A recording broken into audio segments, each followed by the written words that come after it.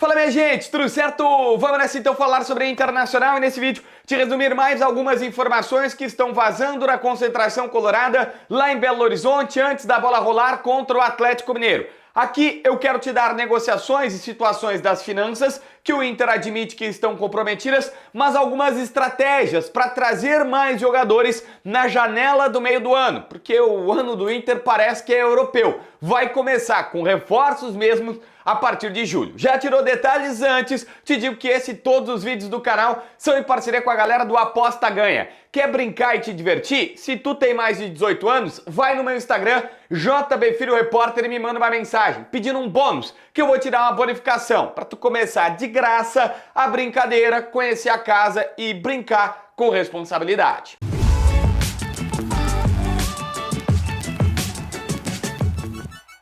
Gente, olha só, o presidente Alessandro Barcelos conversou conosco na Rádio Bandeirantes, ao vivo no Donos da Bola de ontem, tá lá, eu já fiz um vídeo aqui contando alguns bastidores, e nessa conversa ele não conseguiu negar que tanto Bustos quanto Wanderson existe uma dívida do Internacional por esses dois jogadores. É 450 mil dólares, algo em torno de 3 milhões de reais que o Inter deve ao Independiente pelo Bustos e mais 750 mil euros que o Inter não pagou da conta do Wanderson, que precisava ser mandado por Krasnodar. Cara, nós estamos falando aí por baixo de 10 milhões de reais em dívidas que o Inter não pagou. Mas a informação que está vazando da diretoria é: o Inter está jogando com a questão do transfer ban. Qualquer conta, qualquer negociação, tu precisa atrasar pelo menos 45 dias a prestação para o clube começar algum tipo de movimentação para ir na FIFA contestar algo. E o Inter tá assim, olha, tá mal de grana, o fluxo de caixa financeiro, pagamentos que precisam acontecer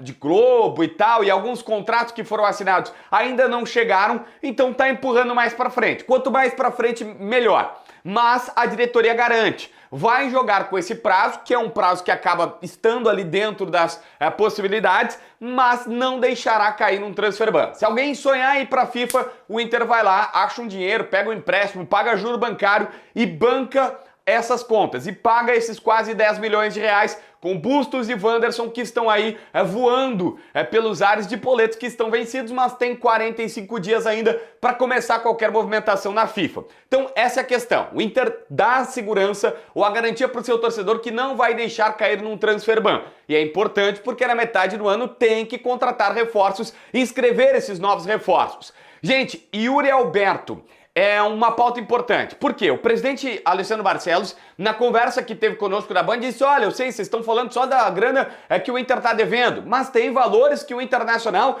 precisa receber e não recebeu. E nós estamos cobrando e não recebemos.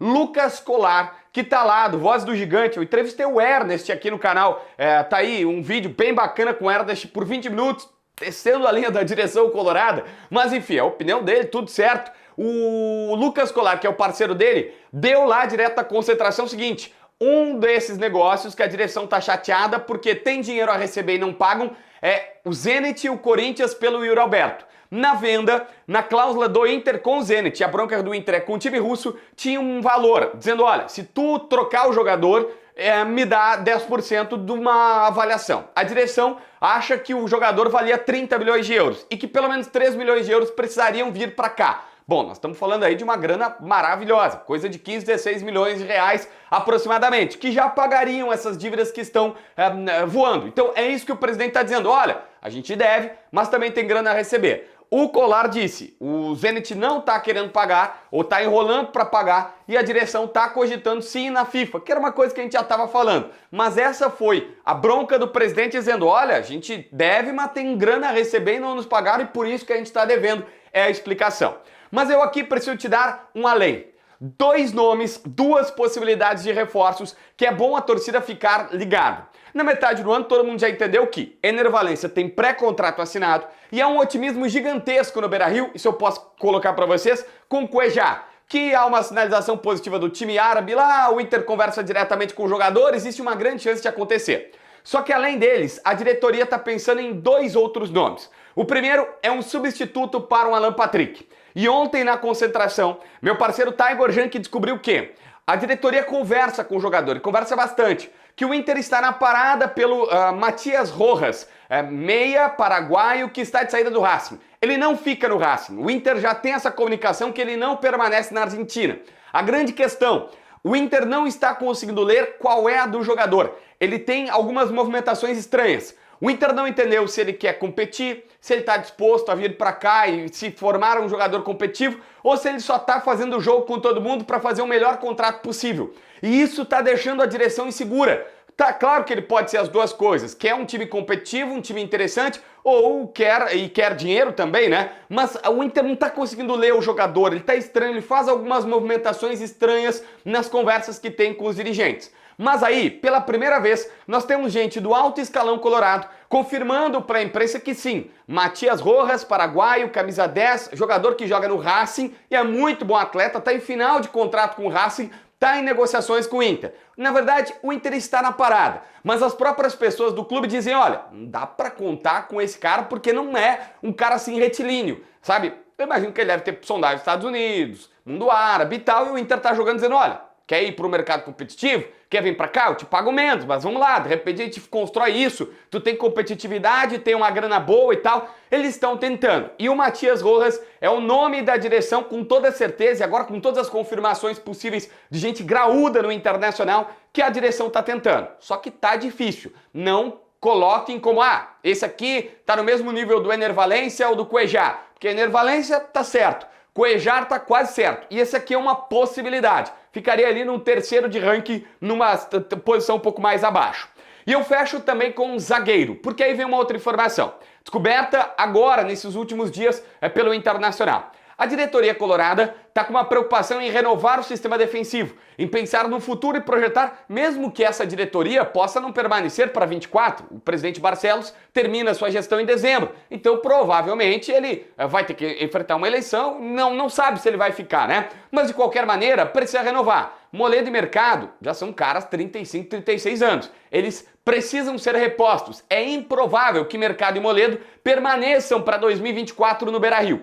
Por isso, Bruno Mendes voltou a conversar com a diretoria. E eu posso garantir que o presidente Barcelos conversa diretamente com o jogador, que tem conversas com o Bruno Mendes e que trata com ele. Nos últimos dias surgiu uma possibilidade do Grêmio. O Internacional não acredita que o Bruno Mendes vai pro Grêmio, mas acha que ele tá meio que dividido entre renovar com o Corinthians ou vir aqui pro estádio Beira-Rio. Eu até conversava agora há pouco com um colega de São Paulo que me disse, olha, o Corinthians tem a nítida sensação que o jogador tá enrolando para ver o que vai fazer. Ele acertou um salário de 700 mil, iria renovar, ele ganha 250, 300, iria renovar por 700 mil. E aí o Corinthians estava disposto a dar, ele pediu, olha, além dos 700 mil, eu quero 10 milhões de reais para renovar meu contrato. Fez um cálculo maluco, pegou o transfer marketing, viu que ele valia 20 milhões de reais, que não vale para nada nesse tipo de cálculo transfer marketing, e disse, olha, eu quero metade do que eu valho, que vocês têm que me dar de bonificação, de luvas e tal. Negócio meio maluco, tá? A conta do jogador. E ele queria 10 milhões de reais mais 700 mil mensais. O Corinthians não vai fazer esses valores. E eu tenho do Internacional o seguinte. Olha, o jogador tá pedindo muito alto. Nós conversamos com ele, nós estamos dizendo, cara, vem pra cá, o ano que vem não vai ter Moledo, não vai ter mercado, tu vai jogar. Pode ser uma zaga com Vitão e Bruno Mendes, que seria uma zaga bem mais jovem, uma zaga bem mais interessante pro Internacional, mas também depende do quanto que ele vai pedir. Se ele continuar pedindo esse absurdo de 700 mil mais 10 milhões, ele não vai nem pro Corinthians nem pro Internacional. Mas é um nome que o presidente Barcelos está conversando sim, troca mensagens com ele, assim como faz com o Cuejar e com várias outras, o próprio Ener Valencia e tudo mais. O Inter está se cercando para pensar já no futuro. O Rojas para ser reserva do Alan Patrick na metade do ano e o Bruno Mendes pensando já em 2024, quando não tiver os seus outros dois zagueiros. Beleza? Se inscreve no canal, assina a notificação, deixa teu like, comenta aqui embaixo para ver mais vídeos.